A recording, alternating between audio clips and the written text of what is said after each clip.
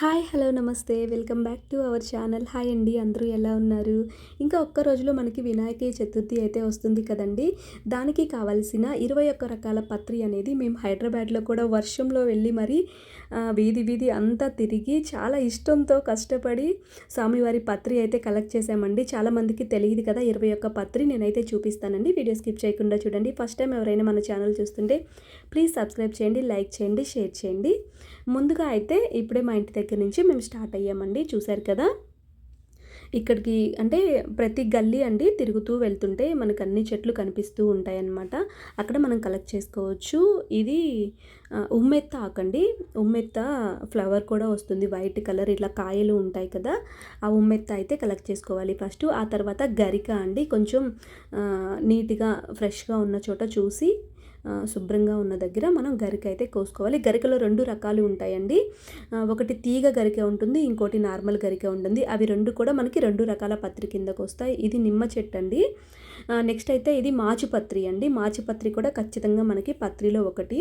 మొత్తం మాకైతే 21 రకాల పత్రి అయితే దొరికిందండి, మీకు చూపిస్తాను నేను. నెక్స్ట్ ఉత్తరేణి అండి. ఇది ఉత్తరేణి కూడా మనకి పత్రిలో ఒకటి అన్నమాట. ఉత్తరేణి ఖచ్చితంగా ఉండాలి మనకి. ఆ తర్వాత అయితే మనకి ఇది విష్ణుకాంత అండి. విష్ణుకాంత కూడా మనకి పత్రిలో వాడతారని చెప్పారు వేరే వాళ్ళు, అందుకని మేము విష్ణుకాంత కూడా కలెక్ట్ చేసుకున్నాము. నెక్స్ట్ వావిలాకండి. ఇది వావిలి. వీటన్నిటికీ ఒక్కొక్క దానికి ఒక్కొక్క పేరు ఉంటుందండి మనకి వినాయకుడి పూజ బుక్లో. నెక్స్ట్ జాజి అండి. విరజాజి కానీ సన్నజాజి ఏదైనా ఒక జాజి కూడా ఖచ్చితంగా మనం పూజలో వాడాలి. నెక్స్ట్ రావి ఆకండి.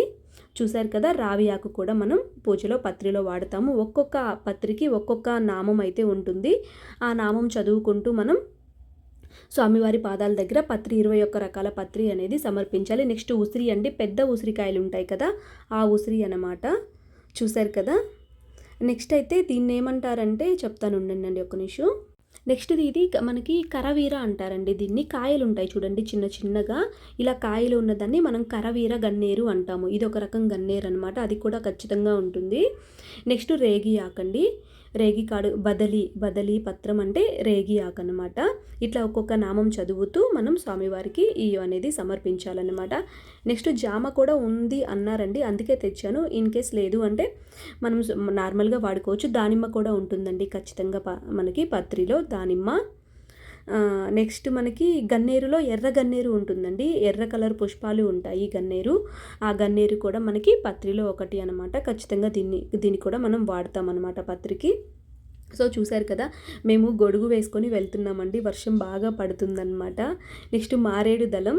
చూసారండి, మారేడు కూడా మనకి ఖచ్చితంగా పత్రిలో ఒకటి. 3 ఆకులు ఉన్నది ఒక్కటైనా ఆకు మనం సమర్పించాలి స్వామికి.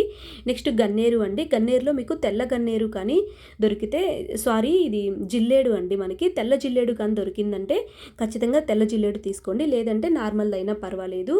నెక్స్ట్ జమ్మి ఆకు అండి. ఇది జమ్మి ఆకు కూడా మనకి ఖచ్చితంగా కావాలి. తెల్ల జిల్లేడులో మనకి వినాయకుడు స్వామి జిల్లేడు ఏరులో కొలువై ఉంటారంటండి, అందుకే తెల్ల జిల్లేడు ఆకైతే స్వామికి చాలా ఇష్టం. నెక్స్ట్ ఇది మద్ది ఆకండి. మద్ది ఆకు కూడా కావాలి మనకి. మద్ది చెట్టు మనకి, దీనికి కాయలు కూడా ఉంటాయి, చూపిస్తాను నేను మీకు. ఇవ్వండి, మద్ది ఆకు కూడా మనకి ఖచ్చితంగా కావాలన్నమాట.